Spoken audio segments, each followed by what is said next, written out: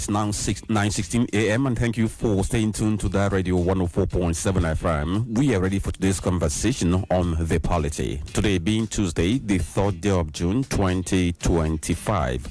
We are ready. So we hope that you're also ready for today's conversation. Okay, so don't forget that we are on Facebook, Udala Radio 104.7 FM on Facebook. Just get to the page. You will see our post there. Like it, share, and at the same time, drop your comment there. You can watch live on Instagram and on YouTube at Udala Radio. Just get on these very handles and then get to see what we do right here in the studio. My name is Franklin Ebuka, and I have my colleague, Chisom. Good morning. Frankly, would you want me to start with you this morning? On what? Depends. Depends. No, I won't do that. But I am good. Good morning to you. How are you doing today? I'm fine. What's happening in Oka? From Oka, bring us stories from the capital city. So, why were you doing as if you were trying to do some some enchantment or incantation? Maybe I want to jazz you now. Oh my goodness. You know the work. You know the work. All right, so you were asking me what is actually happening in the capital city. Yesterday, there was a state ESCO meeting, and at that ESCO meeting, they gave a name to the new government house in Anambra State. Guess what it is? You tell me. Lighthouse Oka. Okay. So the way we have Aso Rock in Abuja, we now have Lighthouse Oka. That's what we now have in Anambra State. The name of the new government house where they have been having their activities, because governor has already moved to that very new mini city for the conduct of government activities. And that same yesterday too, the council resolved on a couple of things which we are going to hear later in our news.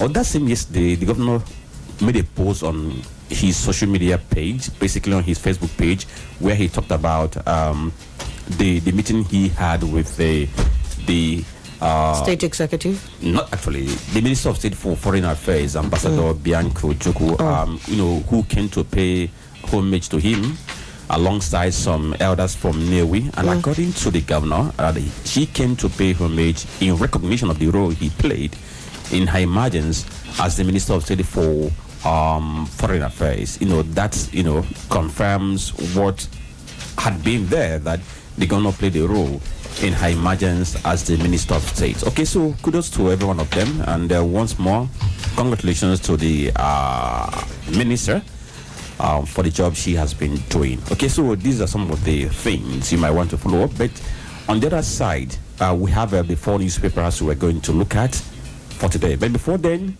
we have Dr. Olisa Mbeki. Good morning. Good morning, Franklin Ebuka. Good morning, Nigerians. Good morning, the good people of Anambra State.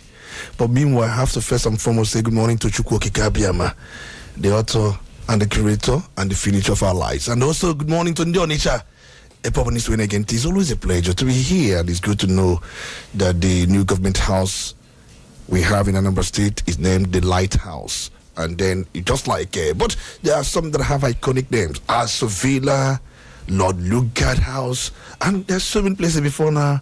We used to call it Aguaka, but then remember, Oka is known for his Ozo, and then every other thing related to Ozo. So, but then we've chosen light, and you know what light means? It means a lot. You're welcome. Well, it's got from the slogan of the state, because Anambra is the light of the nation. So, if you're in Ghana, so let's get to look at the papers we have this very morning. 4 of them. We'll begin with the Vanguard newspaper.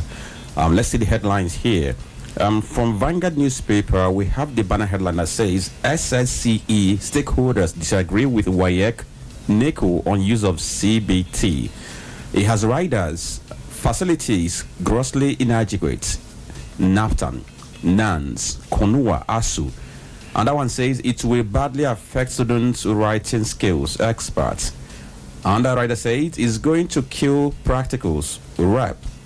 Our mode of exams unadaptable to CBT, education advocates, and it will reduce exam malpractice, Ministry of Education. That's on page 14 of the Vanguard newspaper. So this report is quite extensive. So different stakeholders are captured in this very report. You might take your time to look at the story. And then above the nameplate, This one says 2027 Atiku Amechi El Rufai hungry for state resources. APC. 2027 will decide Tinubu's fate. Ex-VP replies APC. Of course, that birthday of former governor of River State, Ebuka Amechi, the echoes from the birthday are still there because we know that during the birthday he said he was hungry. And Wike replied saying, you weren't hungry, rather you are hungry for power. So APC has also told that same line, saying that the likes of Erufai and Amechi, they are only hungry for state resources. Another headline here says 61 killed, over 200 houses razed in fresh herdsmen attacks in Benue. Page 7. If you go to the Facebook page of the governor of Benue State, he issued a statement saying that 23 persons were confirmed killed in the new renewed attack. If you check Channels Television, it will tell you about 33. If you check Punch, it will say 41. 46. Now, if you check Vanguard is saying 61. So we have different figures being banded. But the fact is that people were killed in two local government areas in Benue State. The attack happened on Sunday. So by the time we get in, of course, we get to know more about this development. And then this one says Niger flood, 503 households affected as death toll hit 200. Obi visits scene of Niger floods, donate 20 million naira. I watched the interview of some of the victims saying that, a family or a household of 11 was given a loaf of bread and some tea for them to manage in a day. And they were crying, saying that government agencies brought some humanitarian activity, they brought some humanitarian materials, took a photograph with them, and then disappear with the materials. Wow. And that keeps you wondering. Then another headline here says, alleged sexual harassment or mockery dismisses Natasha's evidence. That's on page 7 of Vanguard newspaper. And then Salah, FG declares Friday, Monday public holidays. That's on page 9 of Vanguard newspaper. G Auto is thriving. Investment are expanding.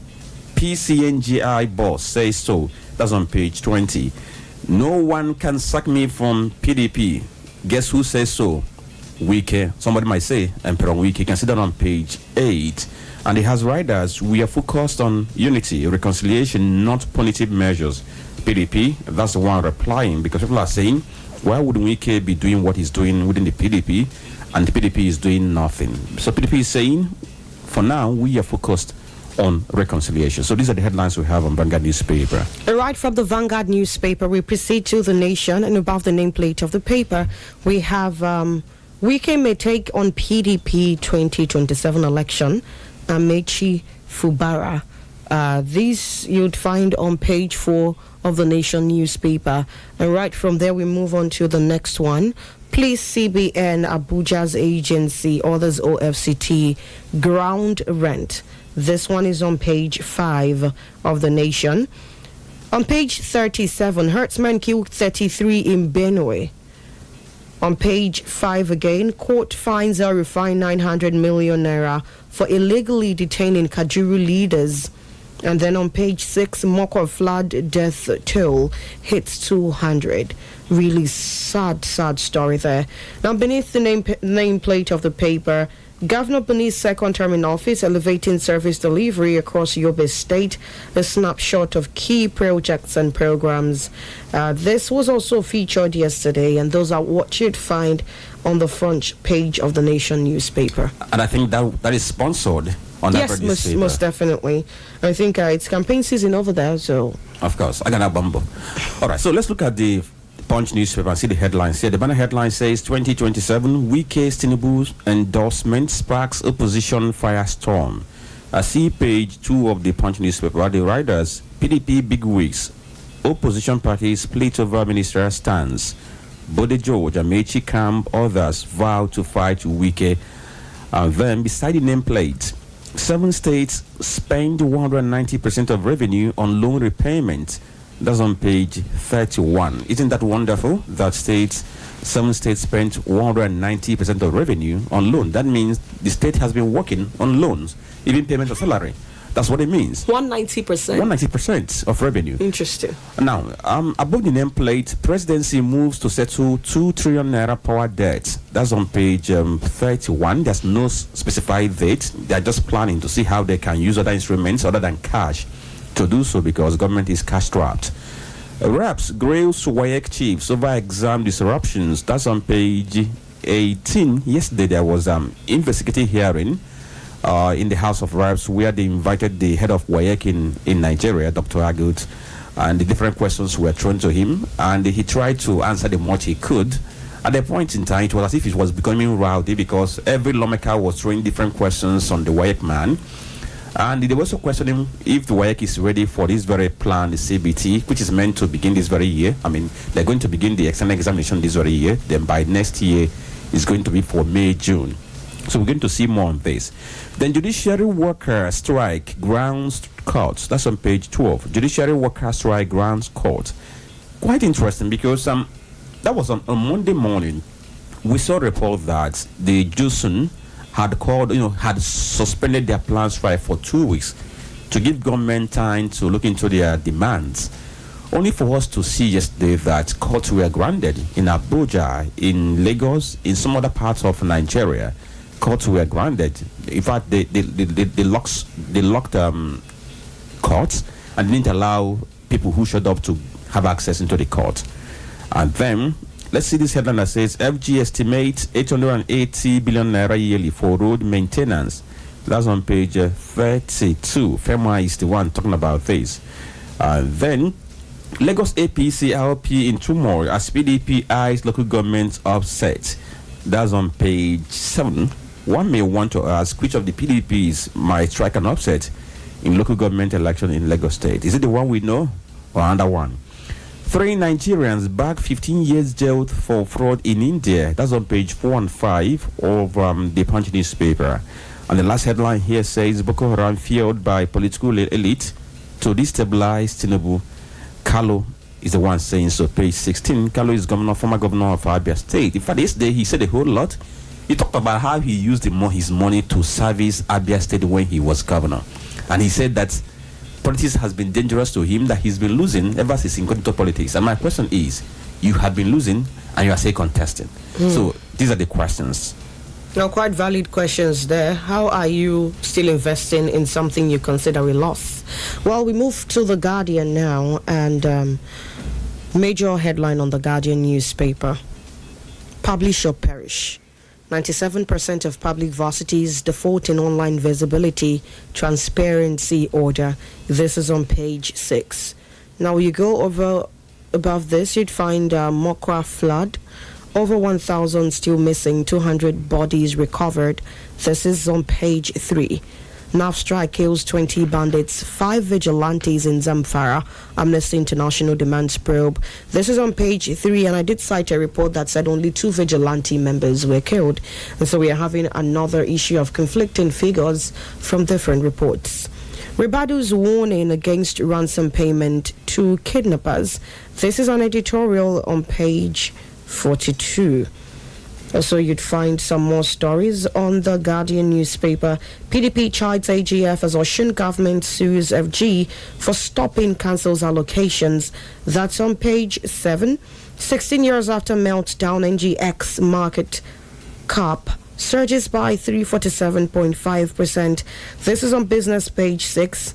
2027, PDP's internal crisis worsen as Wike judge trade words. That's on page 6. Wike said, if you do not have anything to do, stay at home. And read newspapers. Well, that's doing something. That's garnering knowledge. Natasha's denial of sexual harassment allegations against me, an afterthought, says a mockery. This is on page 5. Over 950 Southeast locations occupied by bandits, herdsmen, kidnappers. Find this story on page 27 of the Guardian newspaper.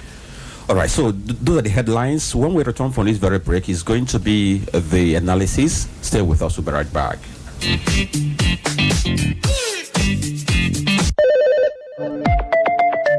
Udala Radio 104.7 FM.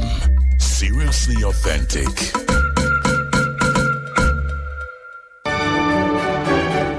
Ezinụlọ Ifediorama Isaac Ifeanyi Ekwerekwu sikwazi na Obieze Okposieke n'obodo Ogborieke Onitsha na-ekwupụta na mwute banyere ọnwụ ezigbo nwunye ha ma bụrụ nne ha bụ Odoziakụ Rosemary Ifi Ekwerekwu Amalunweze ni Egbuche. Mmemme akwamozu ya ga-adị etu a ụbọchị Fraịde ụbọchị nke 6 n'ọnwa June nke afọ anụnwa. Ozu ya ga-apụkwazi na St. Charles Borromeo maka ịnọkwazi na ngwurube ya na nọmba 2 Isaac Ekwerekwu Road nke bụkwazi former Old Hospital Road Onitsha. Ọkụ elekere 10 nke ụtụtụ mmemme akwamozu ya ga-amalite n'uju na St. Mary's Catholic Church Inland Town Onitsha. Na mgbasokwazi usoro mmemme akwamozu ya n'uju ya, ndị enyi ndị ikwu na ibe ga-abịakwazi na ngwurube di ya inyefekwazi ozi nkasi obi ha n'uju ya na ngakọ mmemme. Na Sọnde ụbọchị nke 8 n'ọnwa June n'elekere 9 nke ụtụtụ a ga-akara ya oke ekele na St. Mary's Catholic Church. Onye binyere aka n'ọkwa bụ Chinwọzọ Gerald Ekwerekwu maka ezinụlọ.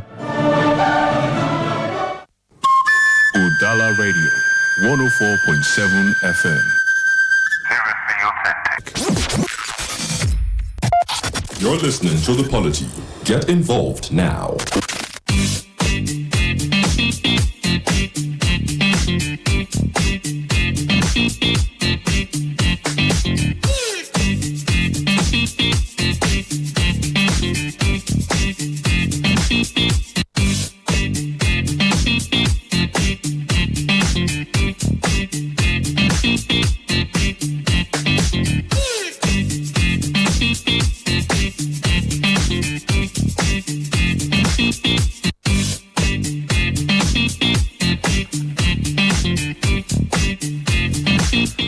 It's now 9:33 a.m. and you are listening to Udala Radio 104.7 FM. This is the Polity on your favorite radio station. My name is Franklin and Chisom is here, likewise Dr. Olisa Mbeki, and we are ready for today's analysis on this very program. We have brought you the headlines on the various newspapers, 4 of them. Let's now begin with this very one that talks about SSCE, stakeholders, and WAEC and NECO, because there seems to be these very disagreements between the stakeholders on whether we arrive for this very CBT on WAEC and NECO examinations. Now look at the story. It says, the pronouncement by the Minister of Education, Dr. Tunji Alausa, that the conduct of the senior secondary school examinations by the West African Examination Council, WAEC, and the National Examinations Council, NECO, will now be computer-based, as from next year may have to be reviewed, going by opinions by critical stakeholders regarding the readiness of the country for such an exercise. While the leadership of WAEC and NECO claim their agencies are ready to take on the new challenge, the availability of the necessary facilities in the country could pose a significant hindrance to achieving it. The head of National Office, HNO of WAEC, Dr. Amos Dangut, and the registrar of NECO, Professor Dantani Wushishi, who spoke during a Zoom meeting organized by the Education Writers Association of Nigeria, titled CBT for SSCE, Is Nigeria Ready?, said that the agencies had started conducting some aspect of the examinations using CBT, adding that they would only need to put in more effort. However, critical stakeholders such as parents, students, university lecturers, and education experts faulted the claim, saying the level of infrastructure in the country was far below what was needed to realize the government objective. We have seen this very conversation ongoing. In fact, ever since JAM did us, the more you look, the less you see. Everybody has been crying foul, questioning whether we arrive for CBT. And now WAEC is saying we are ready. NECO is saying we are ready to switch mode and begin to use computer-based system. But stakeholders are not giving into this. Yesterday, there was an investigative hearing by the House of Reps where they summoned WAEC, head of WAEC in Nigeria, to explain what led to the logistic problem they had that made some students to sit for English paper late in the night. And what he said there wasn't encouraging, or it wasn't satisfactory to the House. And I know that the House told him, go and bring us a comprehensive report on your infrastructure. Let's know where we are, whether we are ready or not. So, Tony, this same conversation, WAEC, NECO, and CBT, where are we headed? Are we good to go? Is this something we should mull over or just jettison? I think it's something we keep making some merry-go-round, and in this country, we act on impulse. We are reactive. We don't plan. We are not proactive. We do things in a brigandage form. So I think we must have outlined standard. Do we standardize what we do? Because once you have placed a standard, everybody will work towards compliance. Once you don't have standard, the question of we are ready or we are not ready comes up. And I know very well that in other climes, if we say we are going into CBT, you may give a phase for it. Maybe 3 years, maybe 2 years, to allow and to enable people to work towards either the infrastructure you are talking about or either the standardization. And it's not something you keep going back and forth. The world cannot wait for you. World cannot wait for anybody. The world is fast moving. So you may decide to be ready, you may decide not to be ready. It's a function of what you think. So I think for me, because if you go around the world, what is obtainable, what is common is CBT. Paper is phasing out. In every realm of endeavor, paper is phasing out. In places like offices, paper is phasing out. And anything paper is manual. Everything is digitized. The digitization is taking over the period of manuscript, paper writing, and pen. Let me say this thing, because where the world is heading to is smart systems. If you come to your kitchen, you have smart kitchen. In the courtroom, you have smart courtroom. In the House of Assembly or National Assembly, you have smart National Assembly. Just as you have smartphone, the word smart tells you that virtually everything you are going to do there that requires manual input or cognitive input, these things can be done either by AI, by robots, and by sensors that have been placed on some of those things to do the work for you. Your own as a human being is to monitor just surveillance, and it helps to eliminate any form of human error. It helps to eliminate any form of lack of coordination. So the point I'm trying to make is that's where the world is heading. And some people are saying we are not ready. And those who are saying we're not ready today, there is no sign they may be ready tomorrow. And then there is no sign they may be ready in next 3 years. So what I'm saying is this. There must be a blueprint. Stakeholders and then those involved. If we are going into full CBT, there should be a phase for it. Just before we know it, remember how JAMB evolved into CBT. They did mock, and then they got into CBT full. I think that was around 2015. So the point is, if we are throwing away paper because that's the way it is all over the world, if you want to, before now, the period of check, using check to withdraw, these things they are becoming obsolete, they are becoming archaic, they are becoming rustic, and they are becoming bucolic. So these things are saying we are serious, we are ready or not ready. Yes, we know we have problem of infrastructure, because if you are going into CBT, you must have the systems, you must have some of these equipments. That's no reason why you may give a time frame for it. It won't take you more than 2 years to get these things in place, but just work towards it. And the only way to achieve this is for those concerned to work towards it. So Tony, from what you observe, do you think that there is a framework or blueprint? Because the very first time we heard about WAEC and NECO transiting to CBT was in April, when the Minister of Education was going around to inspect the way JAMB examination was going, or the way UTME was going, how it was being conducted. Maybe he was wild with what he saw. I do not know. But that was the very first time we heard that WAEC is going to transit to CBT. So does it look like it was something that was poured by the moment, or there's a blueprint to help this very transition to become seamless and sustainable? For me, from the way they are going about it, I don't think there is a blueprint. If they have, they can always bring it out. But the way they're going about it, I don't think there is a blueprint. It's something both the minister and the other stakeholders, the WAEC, NECO, they should work together and develop a blueprint. Now we should be discussing the blueprint, not works made by or statement made by individual. Get us a blueprint and let that blueprint be the point of discussion. We will look at the time frame. Whether we are migrating to CBT, the answer is yes. The question should be the time frame for such migration, because that's where the world is heading. And that time frame will cover the period people should go on and see how they can equip certain exam places, exam centers with infrastructure needed. And someone say we don't have electricity, solar can be used, deployed. And the government can also invest in some of those things. Why can't government invest? Even the exam bodies can as well take up loan, and they can also work in partnership with some vendors who can as well help them in some of these areas.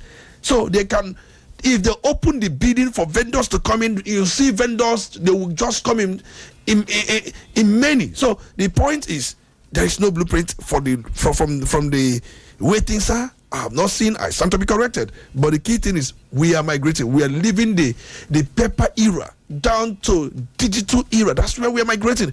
And it's not just only in JAMB and NECO, because we are talking about exam bodies.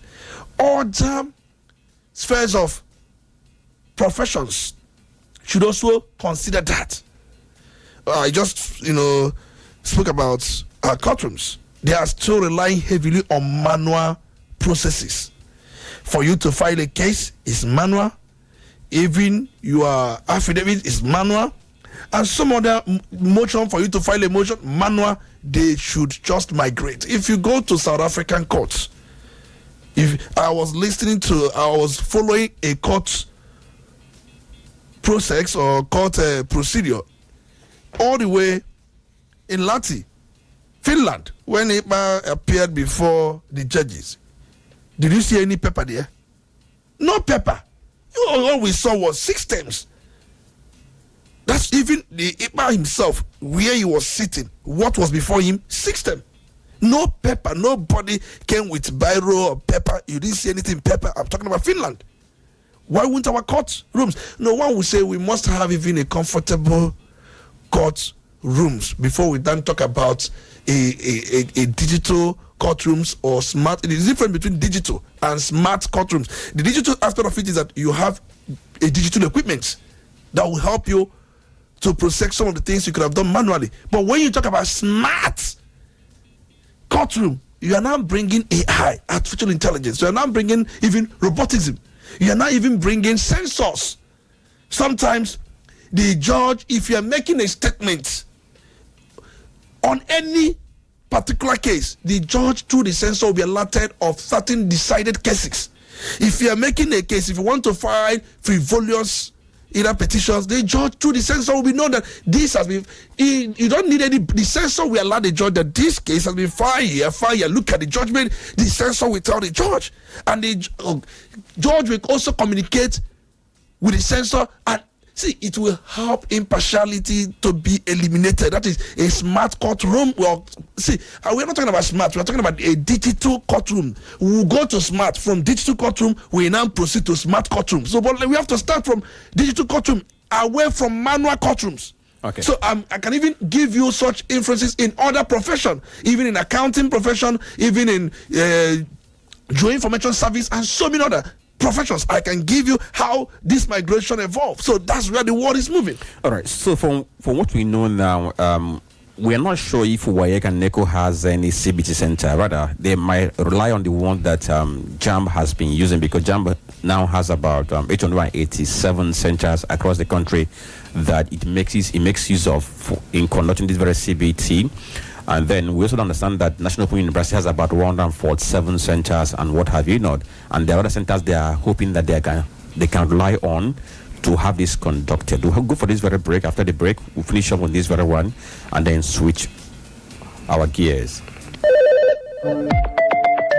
Udala Radio 104.7 FM. Seriously authentic.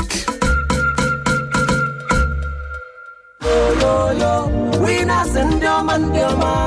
news and welcome to Winners Global Estate, Heaven in Ogwashuku and Nyocha Local Government Area, Asaba, Delta State. Home sweet home. Ladies and gentlemen, mamas and papas, Winners Global Estate is here with their special promo package for real winners. Don't miss out in this laudable promo 2025, Heaven on Earth. Buy, build, live, work, and enjoy. Unlock your dream home of reality. Winners Global Estate is selling fast. 3.5 million, 50 by 100. No more 7 million. Promo price. For booking and more information, please call 081-6440-4098 or 080-3744-3787. Winners Global Estate. Your security is assured. Winners Global Estate. You're listening to The Polity. Get involved now.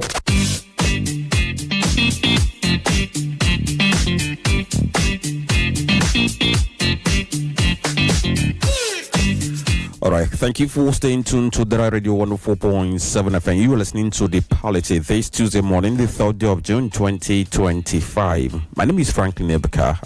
I have my colleague Chisom Chinedu, like then Dr. Olisa Mbeki is on the analysis desk, and we have been bringing you the issue. So, for us to wrap up on this very issue around the WAEC and NECO adopting CBT, from what we know, they are going to begin the test this very year. You know, from the November, December extended examination. That's when they will intend to do the very first one. Then by next year, then they're not going into it in full swing. Tony, let's look at this very CBT. What could be the pains and the gains we stand to get from this? Because each time we talk about this CBT, they will tell you it has to do this, how to do this.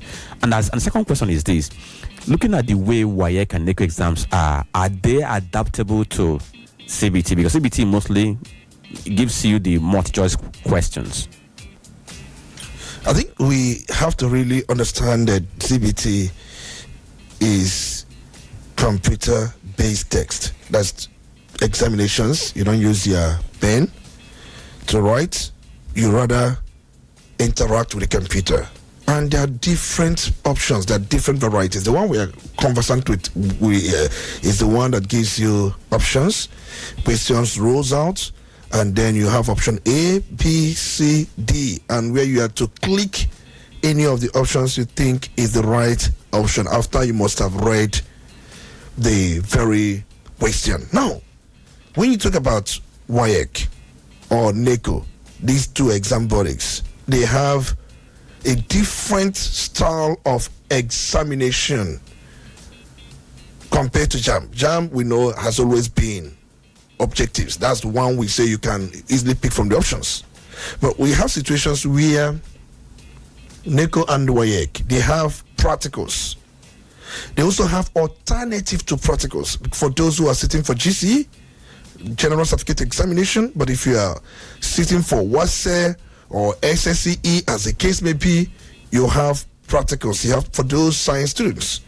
If you are studying biology, if you have to take biology, if you have to take chemistry, if you have to take physics, and then if you also to take other, even sometimes agriculture, you have to go to the lab and then perform certain experiments and work with the result of those experiments.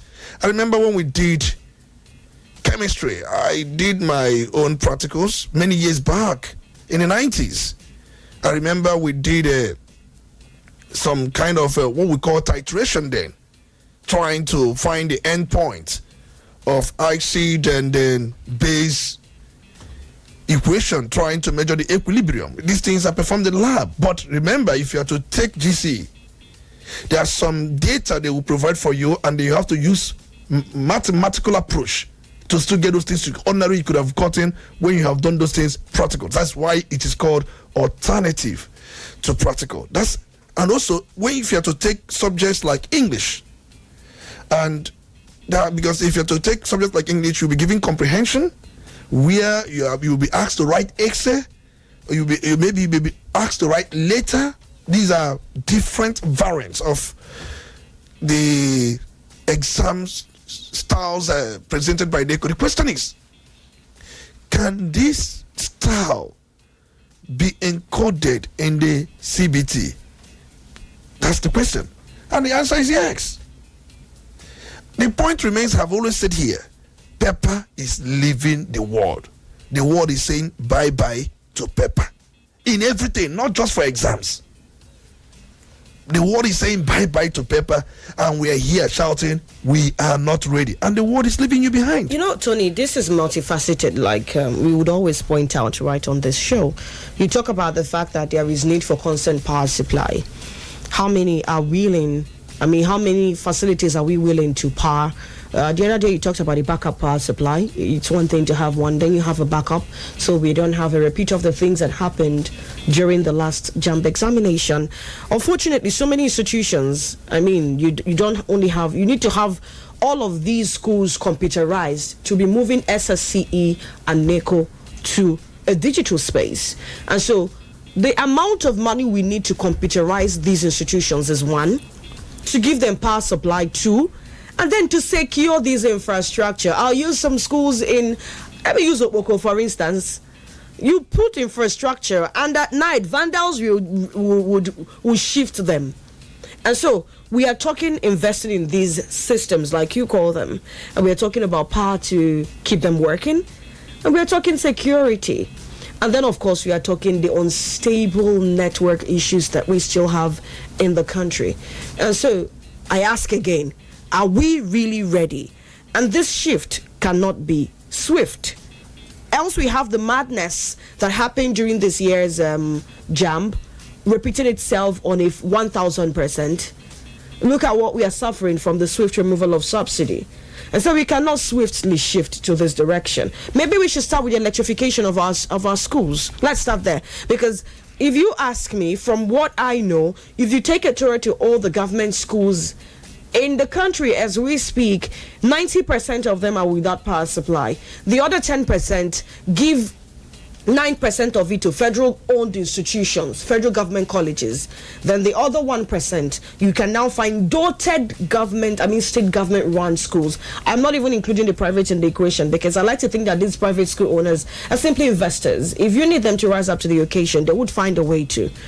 I am talking about the systemic madness we have ravaging spaces run by the government. I think why we think this way is because of where we are coming from, the kind of background we have. It's where we are. It's where we are. Even where we are coming from, and the kind of orientation we have, it's just affecting everything. Yesterday, I was speaking to a group of young men, and I was just telling them, do you know why Africa is backward? And I pointed some issues like this. That's why Africa is backward. We don't think forward. We always think backward. And we keep saying one thing, that whenever one says, I'm not ready for something, without indicating when he will be ready, that person is laid back. But if you say, I'm not ready today, but I trust me, I may be ready in 6 months' time, in a year time, it means that you are not laid back, but you are just trying to ensure that everything is fine. But if you just entirely stop at, I am not ready, you are laid back, you are not even forward thinking, you are backward thinking, and you should belong to yesteryears. In fact, yesterday should be your name. And that's why I gave you the option. So now, start with the electrification of institutions. If you talk about schools, it's something the government can work on. How many schools do we have in this country? We have, the last I checked, over 100 and something thousand schools. I'm talking about both, I'm talking about primary schools. Over 100,000 primary schools in this country. More like the number of our, would I say, maybe the polling units may be higher. So, but having non-digs, we are talking about smart schools. People are no more talking about digital schools. What is actually, and some state government has taken up such measures. I was listening to some, I won't call their names. Even here in Anambra State, the governor is talking about smart school through the Solution Innovation District and then the digital tribes and hubs. He's talking about it, even in Enugu. I listened to him when he did his 2-year anniversary. He was saying that the state will build smart schools. That's where some state governments are heading to, for those who understand what we're talking about. And you're talking about electrification. Yeah, we have gone beyond the issue of electrification, because for you to have a smart school, you must have the school powered by solar, at least. Because you won't have the one that will be run by fossil or diesel. The world is also leaving fossil energy by year 2040. That one has a deadline. Before now, Europe had agreed that it will be 2035. And there are some that said, give us 2040. They didn't say we are not ready. Some of them are divided. Some agreed. In fact, the general agreement was 2035. Some few countries added, give us 2040. They didn't say we are not ready. The idea that we are not ready is something I don't want to hear. But you can say, give us 2 years, give us 3 years. But sitting down and say we are not ready is no excuse. And coming back to what you said, yes, based on our orientation, situations where you have the vandals, there's no way you have smart school without CCTV cameras. There's no way you have smart school without protective gadgets. Because protective gadgets, but I understand that even here in some schools, you will see they have a leaky roof, they don't have windows, they don't have even chairs, they don't have some of these instruments and these equipment necessary for basic learning. I understand these things. And I say, this is why we need investment in some of these areas. It's something we must say yes to.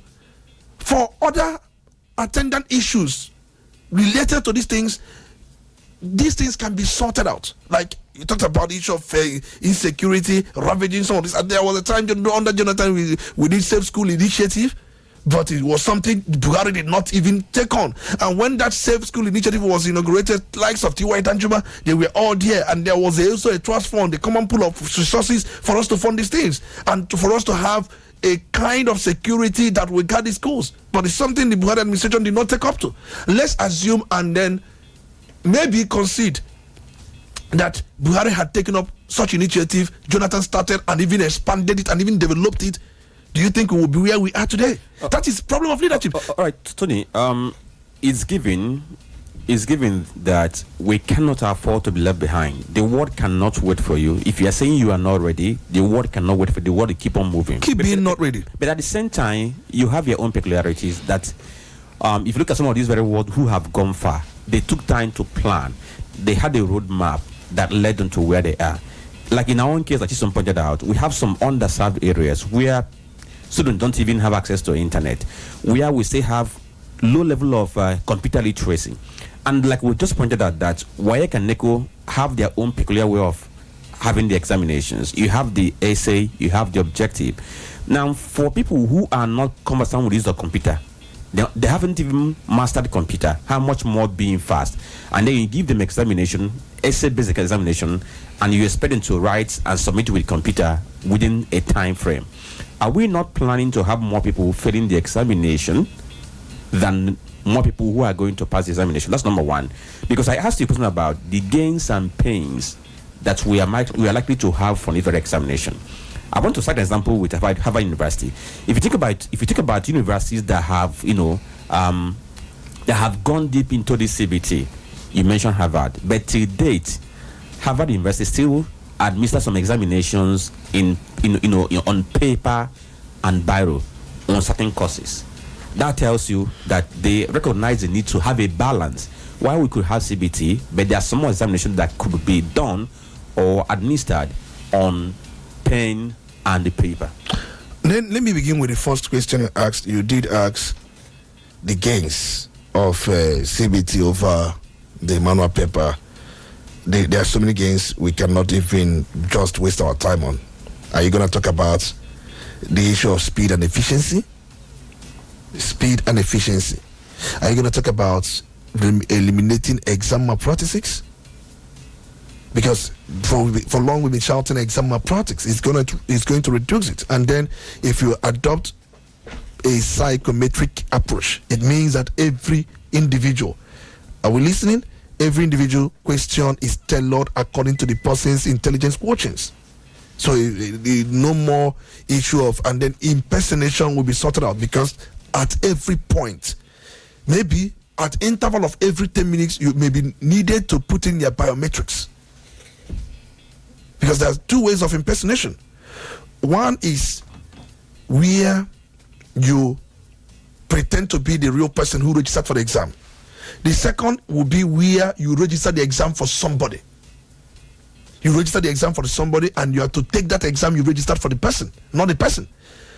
You register the exam for the person using the person's name and using your own biometrics. The only difference is your name. But let me say this, with NIN in view, because if NIN will check if that any person that registered the exam with another person's name, the NIN will bring the photo of the person who has the original name.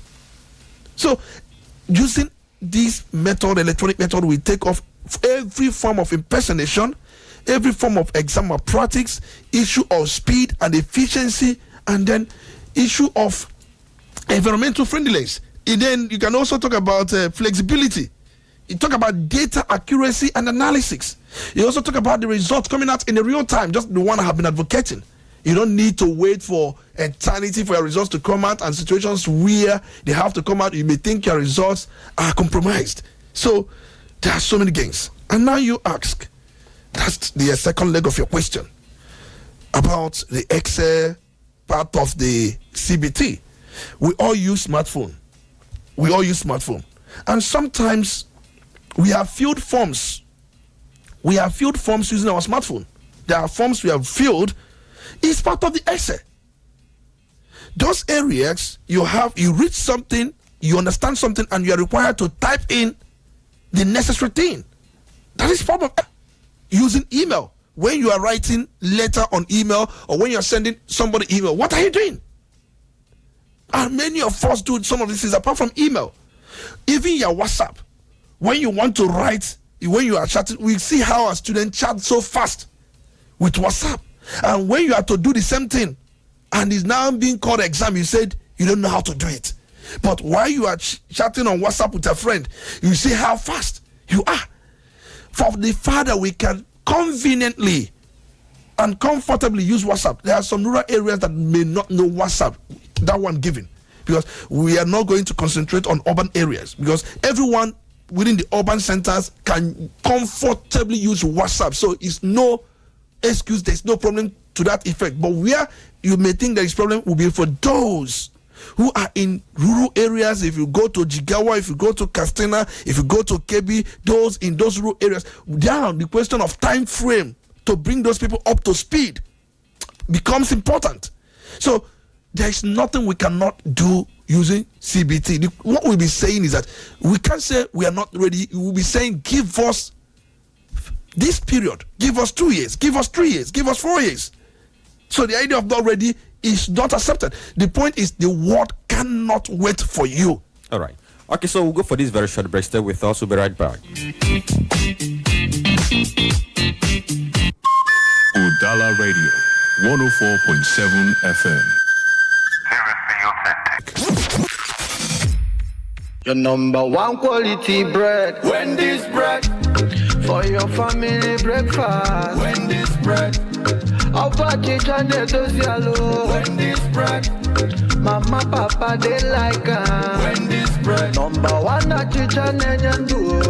Wendy's bread. Even children, they like Wendy's bread. Wendy's bread. Number one in town. Wendy's bread. You get it better, tasty, we go sweet your belly. Wendy's bread. Wendy's your bachichoma. Wendy's bread. Number one, the champion. Wendy's bread, your number one tasty bread. You can contact us on our official address, 2nd Business Park, Enugu Road, GRA, beside CPS, Onitsha, Anambra State. We also have another branch at St. Michael Plaza, Atani Road. Also contact us on 070-1149-1571. Wendy's bread, your number one tasty bread. Wendy's bread. You're listening to The Polity. Get involved now.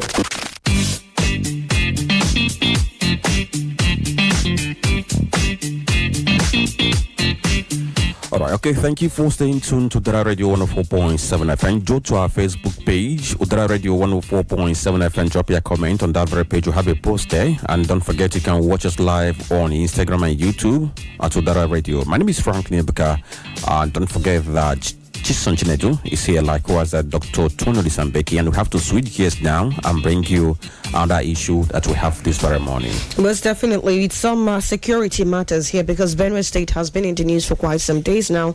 It actually started over the weekend, and the Punch says suspected herders have killed 43 in fresh Benue attacks. Now, according to this report, suspected armed herders on Sunday invaded two communities in Gwera West and Upper local government areas of Benue State, killing no fewer than 43 people. The attack came barely a week after some communities in Gwera West local government area were attacked. A mobile police officer and 41 people were killed. In the Sunday attack, the suspected armed herdsmen stormed Antwam, a suburb of Naka town, around 7 p.m. and shot indiscriminately, leading to loss of lives. Also, we learned that in Benue, there was also a communal clash that claimed about 16 lives. And so it's been bodies being counted in Benue State, in different parts of Benue State for quite some time now. It didn't just start now. I remember Benue State governor at a point said it's all a ploy to run him out of office. But then, Tony, we are still counting the bodies, like I said. Yesterday, I saw a video and pictures of the people who survived burying the dead. And it was really, really a sad thing to see how lives mean little or nothing to these people. And I asked myself, why would armed herders invade a community and start to shoot sporadically? Are we still on the conversation about cattle being killed? Why are cattle still being reared indiscriminately, bringing to the conflicts that may have brought about this supposed reprisal? Because I do not know what else to interpret what happened as. It could be an incomplete story of a reprisal that has happened. We are talking people who are doing supposedly legitimate businesses like cattle rearing being armed. Why are we still having them armed? This is a criminal offense. And as a matter of fact, why are we not treating it as such? And then, why are we still having this conflict that is culminating to this bloodlet? The truth remains that we are playing politics with some of these things. And we know very well those who are involved in this case, and then we are told that they are armed Fulani herdsmen. And I don't want to call them Fulani herdsmen. They are no herdsmen. These are Fulani terrorists. So let's not confuse ourselves with the word herdsmen. There is nothing about the terrorists being herdsmen. They are full-blown terrorists. And we are told that they have been doing this from time to time.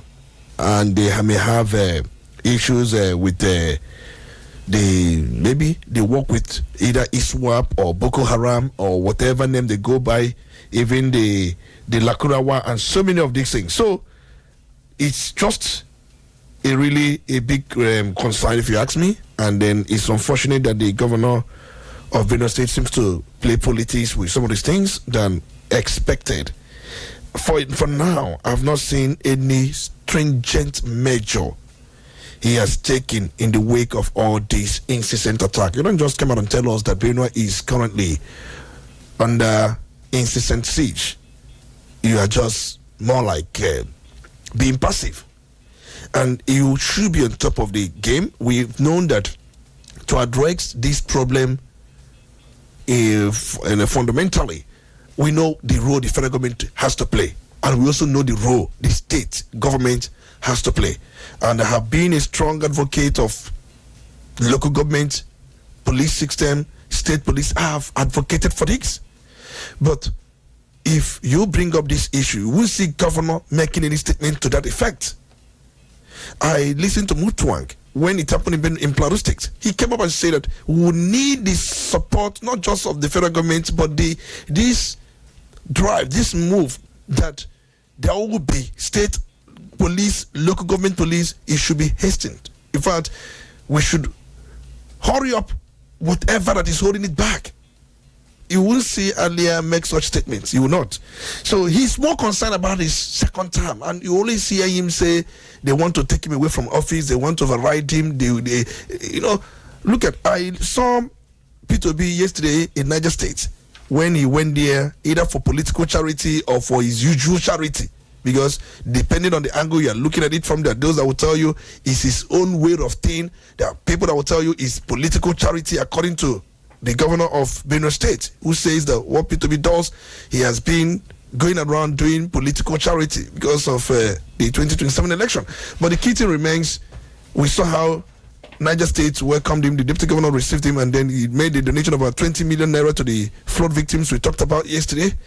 And moving on, and we saw what the governor of Niger State, Bago, how he has been trying to stem off this issue of insecurity. When this thing happened in Niger State, there were comments he made, and we corrected some of the comments, and we saw how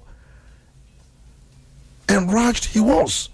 At a point, he said that those on dreadlocks, and there were comments he made, but this tells you his wish, the force to cop whatever menace, any form of insecurity, and we're able to highlight some local governments that are known for such things.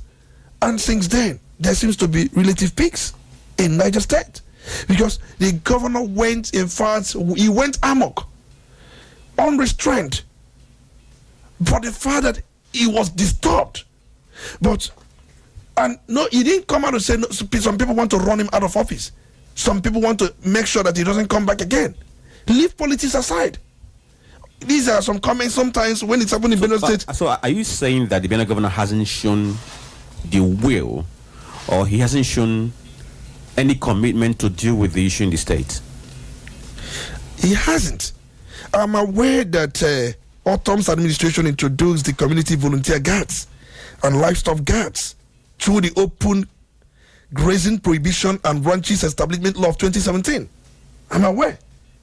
Under the Autumn administration, that law was aimed at curbing header farmer clashes, which for me, I don't believe is the case here. It's a case of pure terrorism. But we saw how this group were able to be deployed to some strategic area, to some flashpoints, to some hubs. But I'm aware Governor Saint earlier, who came on in 2003,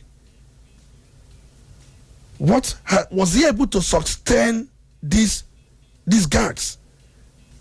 Was he able to do so? Have you heard anything about them? Because definitely we know how these terrorists, these animals, how they terrorized Benue State in 2022, in 2021. Even with the establishment of the community volunteer guards and livestock guards, in line with the state open grazing prohibition and ranches establishment law of 2017. Has Aliyah said anything about open grazing? Was it not Muftwang that said that there will be no movement of cattle by foot? Was it not Muftwang? Can Aliyah make such statement? Maybe if I check me, did he ever say anything about movement of cattle? Did he even apportion this to any known group, or did he? He's just playing politics. And we were able to see what Autumn did, even though Autumn felt that the federal government was never in support of his drive, his move. And then he publicly asked the people to defend themselves. Get cutlasses, get bows and arrows, get everything you can get those things. He put uniform on some of these, go into the forest. Even at a point, he asked the Inspector General of Police to license AK-47 to some of these people. He said that if he fails to license his forest guard and livestock guards with AK-47, that is going to take a protest to the force headquarters. So this was some of the steps, statements, measures Autumn. Can Aliyah do any of these things? Right. He's concerned about 2027. So Tony, he made a post on his Facebook page, which I'm going to, let me see how much of the post I can read. He says, "It's with heavy heart that I confirm the loss of 23 innocent lives, 12 in Apa and 11 in Gua West local government area due to brutal and unprovoked attacks. These killings are unacceptable, and as your governor, I will not sit idle while our communities are turned into killing fields. Following an emergency security council meeting this morning at Government House, I have ordered joint security forces to immediately move into the affected areas and beyond. Their mission is clear: stop the violence, sweep the communities, and restore peace. I'm going to stop here. Now, this very post has 5,000 comments already and 341 shares. That's on Facebook this very morning. Now, the interesting thing is that if you check all the comments, most of them are saying you haven't done what we expect you to do. But my question is, why is Benue a constant target? Don't forget that over the weekend, some traders who went to Oba markets in Ansoka, they were going back to Makurdi and they were kidnapped. And just a few days after the kidnap, we heard about numbers massacred. Like we reported out before, that the numbers varied. Some are reporting 61, some are saying 30, 33, some are saying 41. 43, 41. But whatever the number is, the factual thing is that a good number of persons were killed. So why is Benue a constant target of these marauders, whom have been called herdsmen, but in your word that they are terrorists? They are terrorists. They are no more. They are nothing like herdsmen. Nobody should deceive you with that word, herdsmen. Remember, Benue State has a lot of boundary with so many states. I think about 6 states or thereabouts. You can get into Nassau from Benue State. You can also get into Taraba from Benue State. You can also get into Kogi from Benue State. You can also get into Enugu, even Ebonyi, even Cross River State. These are states that surround Benue State. And then if you're heading to places like Maiduguri, if you're heading to places like Bauchi, Benue also serves as a gateway. But that's not the point I'm trying to make, because we're strategically positioned. I'm talking about those who have said that the governor hasn't done so much, that he's just here whipping on pages of the internet, and then some social media handles. He goes there to talk whatever he wants to talk. I'm so much concerned, because when he took over the reins of power in 2023, he came on and then rebranded what Autumn left, and we thought that by rebranding it, that he was going to make a point. Remember, Autumn left community volunteer guards and livestock guards. Community volunteer guards, they are to be in communities, protecting different communities, and the livestock guards should be in forest, to ensure that there is no randy animal or randy terrorists that come after the people. But when he took over the reins of power, I'm talking about Governor Alia, he came on with his rebranding program. It's more like trying to, either for whatever reason he doesn't like the way the name sound, or he doesn't like the way the past governor situated or positioned or constituted those involved, because he made a far-reaching restructuring that even weakened the community volunteer guards and also the livestock guards. But then he came with his own, which is natural, what some governors may even do. So when he launched his BSCPG, I think in their local language is known as Anyam Nyo, which he did in December 2024. He said that he was consolidating Autumn's community volunteer guards and livestock guards. And then he put in manpower of about 5,000 personnel, inaugurated. In fact, he supported them with about 100 he-loss and about 600 compact motorcycles donated to security agencies. These are some of the things he did in 2024 years. So, even he recruited ex-servicemen, I'm aware, from the military, police, and Nigerian Security Service, and also these were some of the things he did, and he told the BSCPG to collaborate with a conventional security system and all that. But to be honest with you, it has been ineffective. Even when he did those things, I saw APC, praising him and then saying you've done well, and then citing. In fact, the praise was because he brought in about 5,000. So why is he not working if he has done those people he recruited were those who are going to work for him at the polling units. There are no security guards. I told you earlier on that Alia is more of a politician. He's more into politics than the real thing. He dismissed some of the people that Autumn did what he did out of endless and ceaseless killings of his people, but he was able to remove so many of them. and brought those who worked at the polling unit, gave them uniform, and they turned the guards overnight. You remove the real guard, brought in, and now, see, I'm not saying this because if you go all around, you understand that this problem keeps happening. Because look at the 61 deaths we are talking about. And even the BS CPG, about 3 of them were also killed in Giwa West local government in March, which sparked protest and the burning of the local government secretariat. This reflected public frustration with ongoing insecurity. In fact, the so-called BSCPCGs, they don't have training. They don't have, in fact, what it may just give it that they have very limited training. And even because we saw non-veterans, as he went on saying that he recruited veterans, the ex-servicemen, but it later was realized that these are people that worked during the election. So, the point I'm trying to make is this. So what kind of resolve or what kind of measure are you expecting to see from Autumn, or not Autumn this time around, from earlier, or whoever he might want to run to stop the killings in Benue, because we have had too much of it? Earlier should stop politicizing insecurity in Benue State. In fact, his Benue State Community Volunteer Guards, that's the BACVG, and then even the livestock guards, he should prune them. You can't have 5,000 men, according to you, and some groups of about 100 men run amok. There's a problem somewhere. And you come out to say that they want to remove you from office, they want to run you down, they want to bring you down, and all that. So could there be that there is a conspiracy of silence in that state?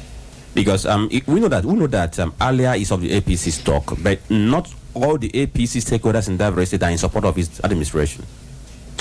And there had been this statement that is not in good terms with the secretary to the government of the federation, George Akume, but I don't want to rely on that.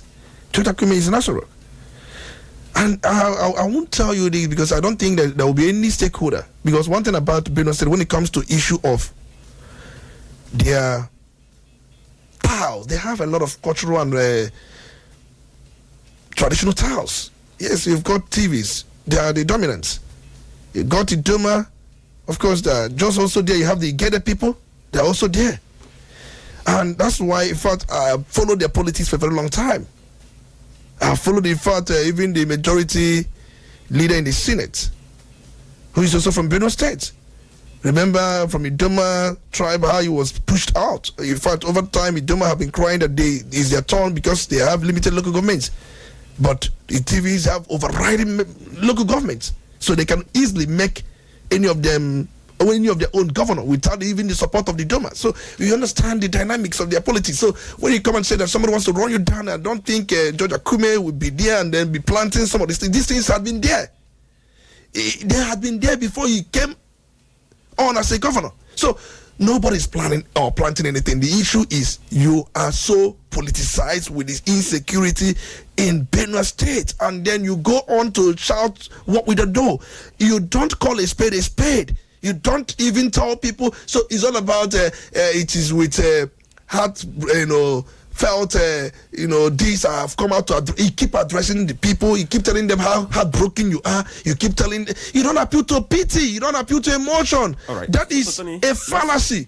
Let's switch over to this very well before we open the phone lines. It's about the man in the news all the time because he has this very culture of having media parley every month.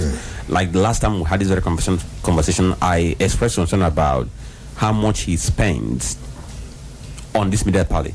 Now, I just want to give you an estimation. If you're going to get NSTV to do a news story for you, maybe do a news coverage that might take for about 30 minutes and air, you're going to spend not less than 5 million to do that.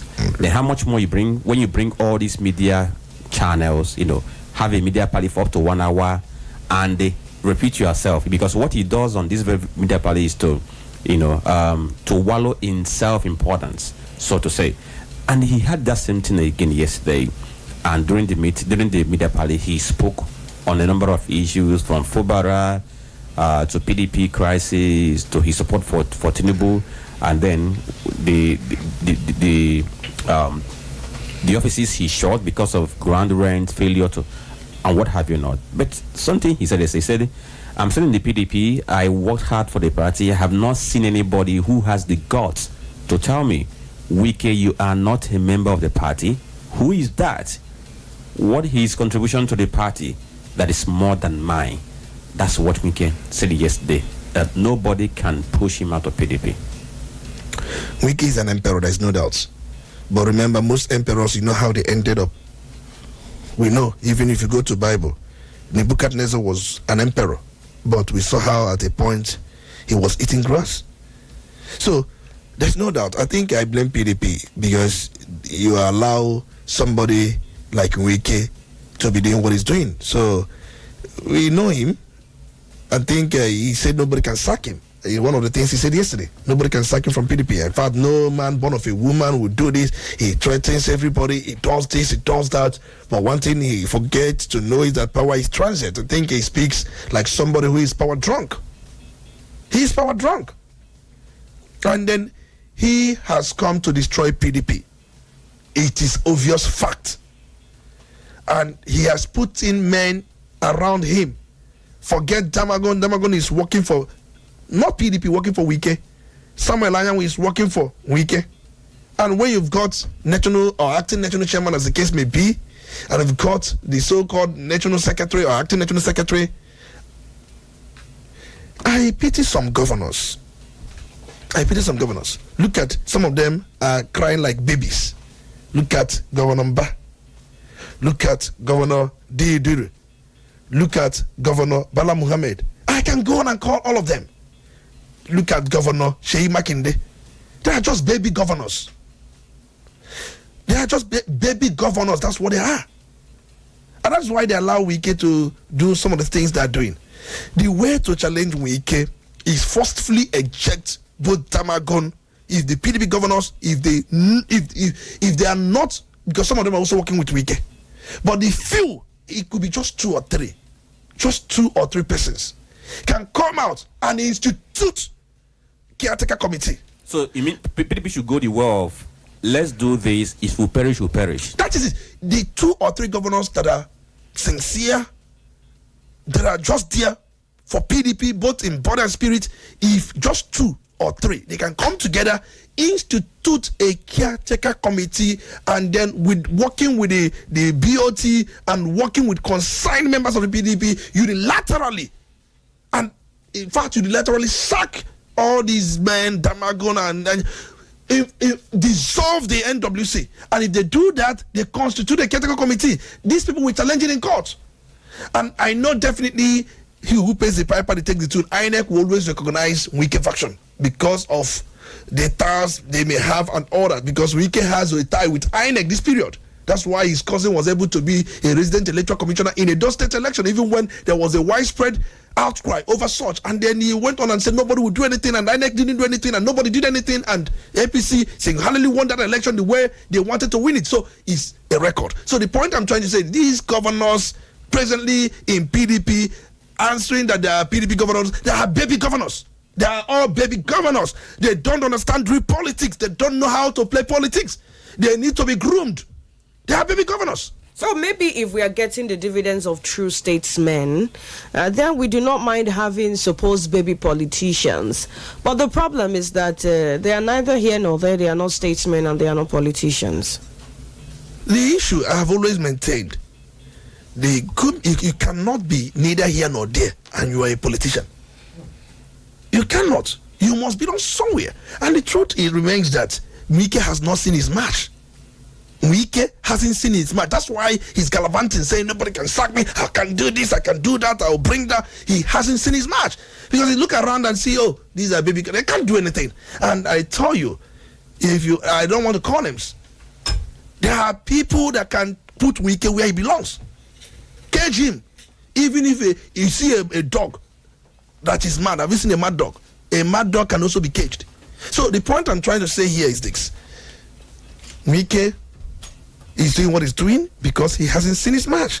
These people who are to do this, they are not doing it for 2027 because he has destroyed that platform already. They are doing it to tell him that you can't reign with impunity, because what Wike is doing in PDP is running with impunity, and he provokes everyone who cares with impunity. You are in a party and you confiscated and sealed off their secretariat and said they haven't paid grand rent, and the same party, look at what he called Olisa George. He told him, in fact, you're a retired man, sit down in your house and start reading newspaper. That is what is good for you now. And he told Olisa George that he can't tell me that PDP made me.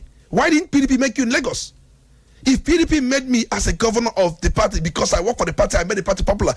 Wike did not make PDP popular. PDP has become popular before Wike was doing some of these things he's doing. When did he become governor? When did Wike become governor? PDP had maintained the powers, and in fact were in power, even having more control. And you see, the point is, I blame Olisa George because as the other statement, for me, if I were him, he has to retire from partisan politics.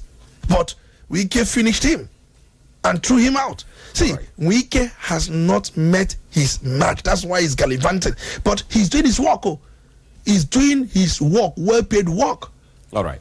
Okay. So in the words of Tony, na ya boku ko mine ebu kana soga because na ofube na already ara na ai. Obu na ofu na already na ara na ai na kayege me mpuge fo na anya.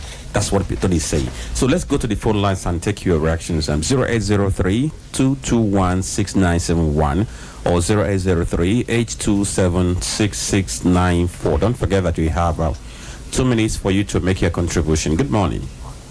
Good morning, Michael. Yes, good morning. Good morning, my chief speaker, Olisa Mbeki. You're welcome. It's good to have you. Good morning, Chisom. The voice of Honorable Ident, the mayor of Ukulolo, who said to do the politics morning from our. Can I go on? Yes, go on. Let me just first of all thank Tony for the last statement he made before the full line was opened. Wike have not seen his match. And I am very, very angry with the BDP people. That none of them, they knew. There are some people in that BDP that when they stand up against Wike, the political career of Wike will be finished. I don't know. Our people used to say, in the hand of Tinubu, so that's by the way. Like Olisa Mbeki said too, I'm quoting him today because he said a lot. All these stories about JAMB and education in Nigeria, just like what Tinubu is telling us, have patience very well. Like the elaborations that Olisa Mbeki made the other day about the Singapore man. Today, I don't think Singapore can be compared with more than 4 or 5 pounds just within 2 years that man started it. Singapore become what it is there. So, all these things, cock and bull stories they are telling us, is just wasting of time. Then, I want to make it categorically clear. The Christians in this country, because of their problem, in as much as this planning expense at the time. Look now, the inter-fasting and praying. Look at our brother Israelites. That's what they are doing to the people that have disturbed them. The people that we know that they are more closer to God than we are. You are declaring prayer, declaring. I'm not saying that prayer is not work, but we must ask your prayer with good work before it works. All right. It is the high time our people how to defend themselves. Not folding his hands and every time complaining. This is getting too much. All right. Thank you. Hello. Good morning. Good morning. Yes. Good morning. Don't forget we have 2 minutes. Go on. Your name? Good morning, my speaker. You're welcome. It's good to have you. Good morning, Franklin and Chisom. Good morning.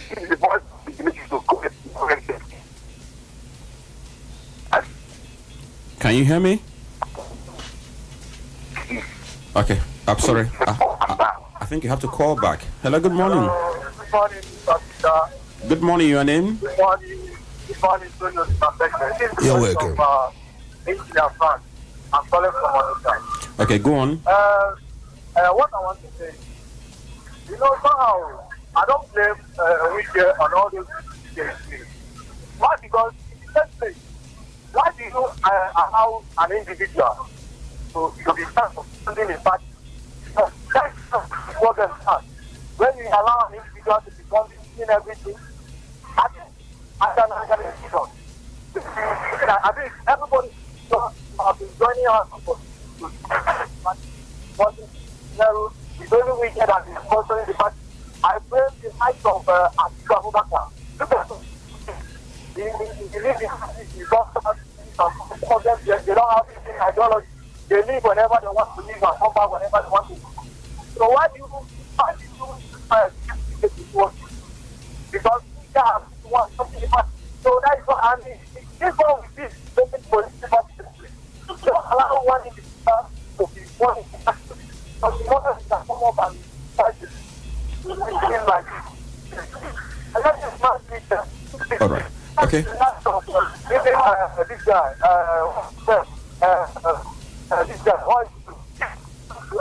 Okay, so, I'm quite sorry because your line wasn't too clear. It was muffled that we could barely hear what you were saying. Good morning.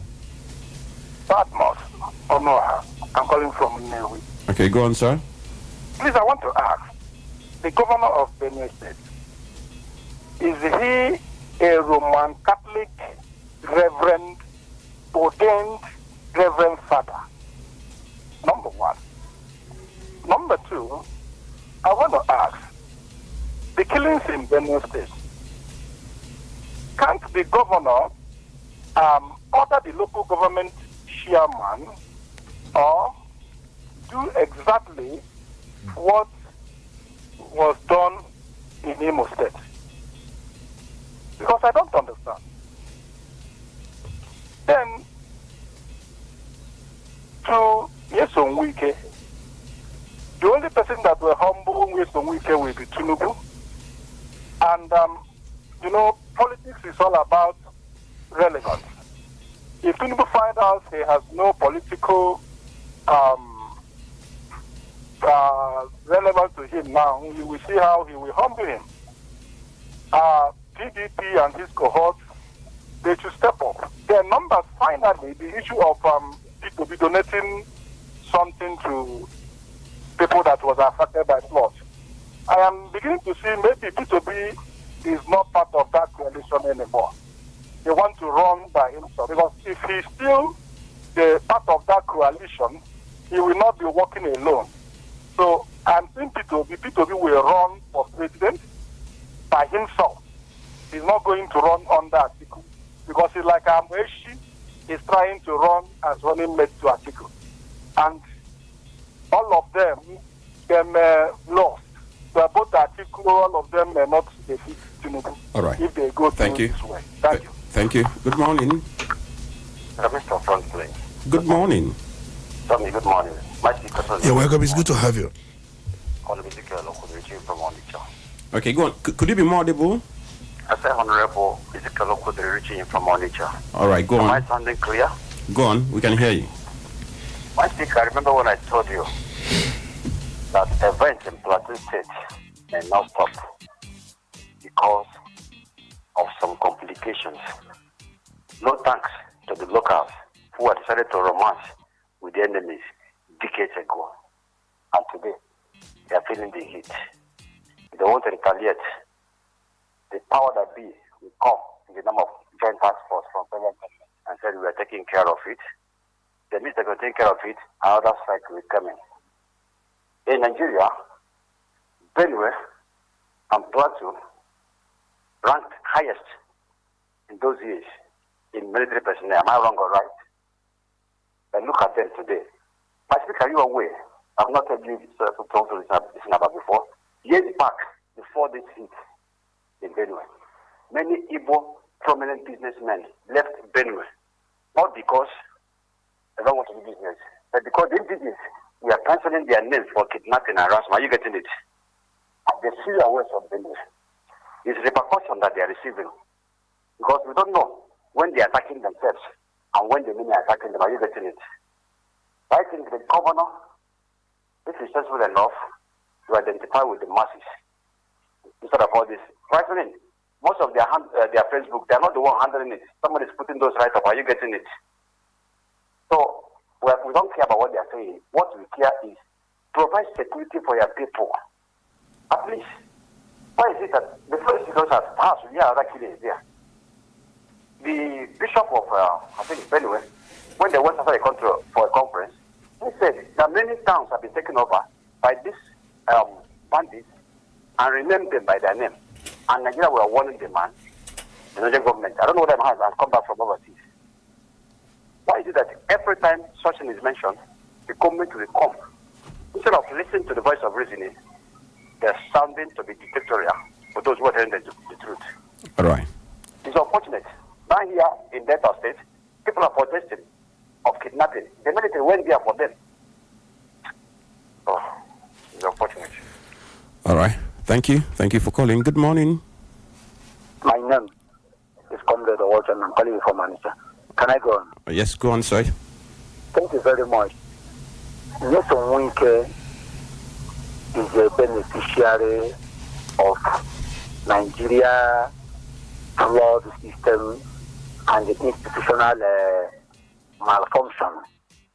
I have always said it. If Nigeria were to be a penal crime, Nelson Winke cannot even become the PG of his community. Okay? And I say it with every sense of responsibility. Now, there's something I want to beg the media. You know, most of our institutions, most of our critical institutions have failed. There was a video circulating online where the Senate President is singing the praises of Bola Ahmed Tinubu. I never knew that he was even once a choir. We thought that Ahmed Lawan was the rubber stamp until we made a choir master who is now the Senate President, who goes about singing the praises of the President. Can we talk about the judiciary? Can we talk about the INEC or police? The institutions, critical democratic institutions we have in Nigeria have all collapsed, except the media. Maybe I'm looking at them with one eye. Please, no matter how much you are making from all this monthly media garbage, please stop giving this man unnecessary attention. Mr. Winke does not deserve all this attention the media is giving to him. He does not deserve it. So the media, whatever umbrella you are going, whatever leadership, umbrella leadership, please stop giving this man unnecessary attention. He doesn't deserve it. As for the governor of Benue State, that'll be all. I will passionately appeal to him. Please resign. You have failed. All right. Thank you. Hello, good morning. Opinion has been noted. Hello, good morning. Yes. Science Joseph on the line. Okay, welcome on board. You from Oka here. Go on, sir. Good morning, all my people in the studio. Yes, let me say something on what is happening in Benue State and some other northern parts of this country. Frank, you asked a very fantastic question. Can we say there is something that you said, conspiracy of silence? And the answer is yes. Tell me, in a same country, somebody will come from nowhere, occupy Onitsha, axis of that Udala, and somebody is the chairman of the local government, somebody is the governor of the state. And you know very well that that person there is not the original owner of that place. What is the person doing there? And you're giving it names, land grabbing. Is that how we get land in this country? We give it names, banditry, herdsmen, clash, these settlers clash. The answer is that our leaders know who these people are. And they're keeping quiet because some persons are benefiting from it. And the bad man asked a good question. the governor of the Benue State, is he a reverend father of a Catholic church? Even if others are keeping quiet, should he also keep quiet? Who are these guys killing Nigerians and nobody is talking? Why are they taking the land and nobody saying anything? No, we must say no to this. Then coming to what is happening in PDP, Wike is simply bigger than everybody in PDP. He has played anti-party roles and nobody can say anything to him. He chased his P2B away and took away the ticket from Southeast. And that was why PDP could not succeed in 2023. And Atiku is still there.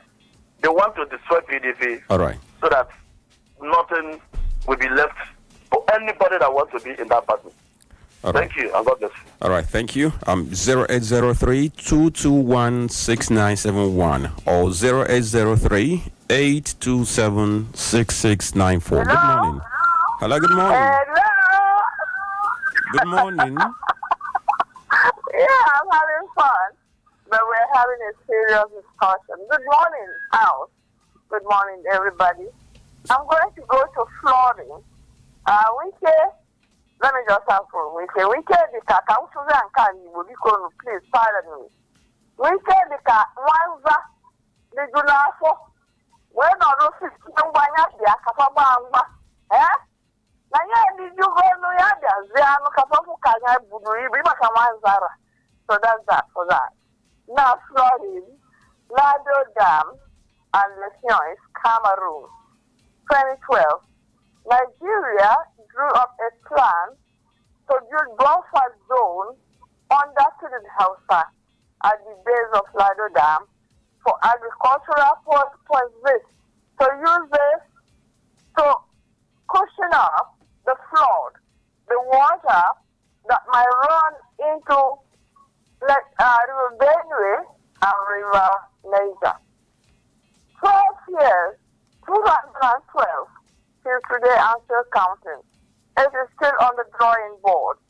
The minister then, I think his name was Alhaji Musa, he said they are doing their own part because the Cameroonian has promised that anytime they want to open up the Lado Dam, they would inform Nigeria, and they have completed their own end of the bargain. Now we have not done our own part. Now look at us. Every year, for as long as Lado Dam, they open up the dam, it flows down, so long as we keep having flood in Nigeria. Until we done that, it will continue, because it flows up to Kiga Dam and the rest. And it will overflow those small dams in Nigeria. And we are not doing anything about it. Now, Niger State is in Syria. That place should get the water coming down there. We discussed this severally, and I remember I was in a panel that discussed it. And they said, Nigeria said they would do that. What do you call it? All of them, Nema and the rest. They were all there. We finished speaking grammar. A lot of money was pumped in, and then nothing has been done till today. And I want to remind us that when our dams overflow, we lose money, agricultural produce to start with, not to talk of life, especially in this part of it.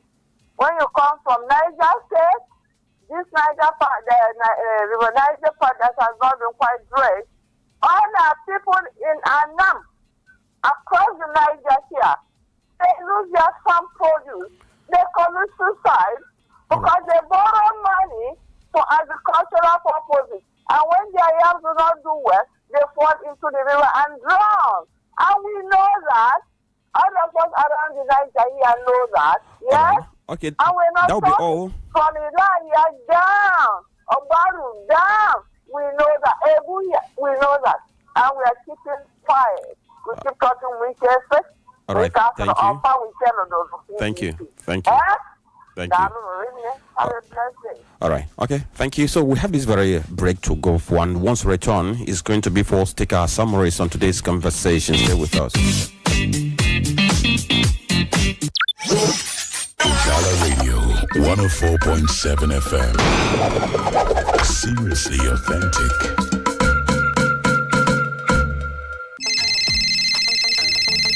Hello, Philip. Guy, how far now? It's 11:45. What's up? I beg, no vex. My landlord locked me for outside, though. Again? No vex. I beg, have you come sleep for your side this night? Omo, my babe, they around, though. But nothing do you. Try call celebrity landlady. Guy, serious now. Celebrity kini. Celebrity landlady. See, with celebrity landlady, you feed on landlord with just 100k every week. Nah, lie. I go lie for you. Not true. You can own your dream land with just 100k weekly.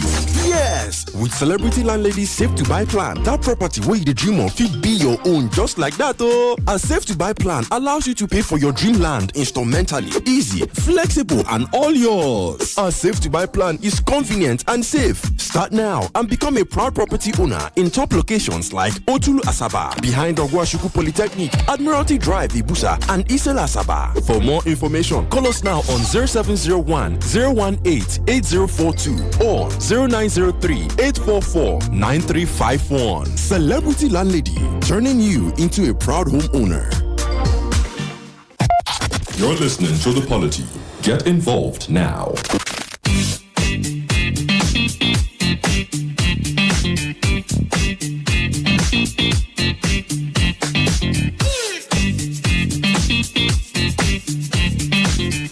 All right, okay. Thank you once more for staying with us on this very program. The Polity on Udala Radio 104.7 FM is now 10:52. We have to go to our Facebook page to acknowledge the post we have there. So right then, we are starting with your comment, Sebastian Igwe. He says, I am texting from Ugwagba Obosi. The way and manner the APC-led administration is romancing economic and security crisis, rocking the entire country, has a lot of proof to the level of damage the ENEC and the judiciary have done to good people of Nigeria. My speaker, looking at what is happening, especially in Benue State, excuse me, you can all agree with me that states, if that state were to be a PDP state, nothing would have stopped Mr. President from issuing an emergency rule there. Sincerely speaking, because the weakened situation we find ourselves in, Hyacinth Alia, instead of doing the needful, just like his predecessor did, is rather interested in making his way come 2027, no doubt. APC has nothing to offer as regards to the plight of her citizens. Now, away from this, here's some Wike saying that anyone saying that he wasn't a member of the PDP is doing that on his own. Honestly, the truth of the matter is that I can't understand the anti-party activity is all about the theory. I can understand that the anti-party activity is all about the theory of animal farm, where all animals are equal, but some are more equal than the others. However, Nigeria is funny, and my sincere regards to the Honorable Parliament. Long live Udala Radio, and bye for now. Eke Gwanas Madueke says APC government is busy fighting for politicians to sign endorsements at the same time, while headers are busy killing people in Zamfara and Benue. Failed government. Right, and Eke Gonas also says, Wike, for me, kind of is a bone hanging in the throat of the PDP, causing damage to them. He is being sent by the APC to make sure he destroys the PDP, and it's quite unfair that the PDP leadership are not organizing themselves. Julius Ebwenong, we see you as well, and thank you for the compliment. All right, okay. Onyele Polycarp, we also thank you for your post. And then let's get to wrap up. Tony, we have to be economical with our words this very time because we're out of time. Somebody asked if the governor of Benue State is actually a Reverend Father of the Catholic Church. Maybe he may have one or two words to say. And he was asking, can the governor of Benue State do what was done in Imo State? And then the last one is about, the attention the media is giving to Wike. He has his freedom of expression. So if he seeks for it, won't it be granted? I don't want to just bring issue of church into what is going on in Benue State. It's irrelevant. We see him as a governor. The issue of whether he's a Catholic priest or not is irrelevant. Totally irrelevant. He is the governor of Benue State, and then we are looking at issues only and solely based on that fact. No more, no less. I can't remember because I know he's suspended from, priesthood. That's not the issue. So the only thing I've said is that he should stop politicizing the insecurity in Benue State and do the needful. Constitute those who are real guards for the state, and also push for state police, local government police, and also shame these people who are doing this in Fulani terrorists. They are the one doing this. Herdsmen, but I don't believe I'll call them herdsmen. You can't hear those words from him. Probably he doesn't want to incur the wrath of some highly placed people or his party, and everything is not about politics. I'll say that. And then somebody who did say something about, remind me the second one. Or the person about why can't the Benue governor do what was done in Imo State? What was done in Imo State, the person should begin with what was done in Imo State, because you saw how different security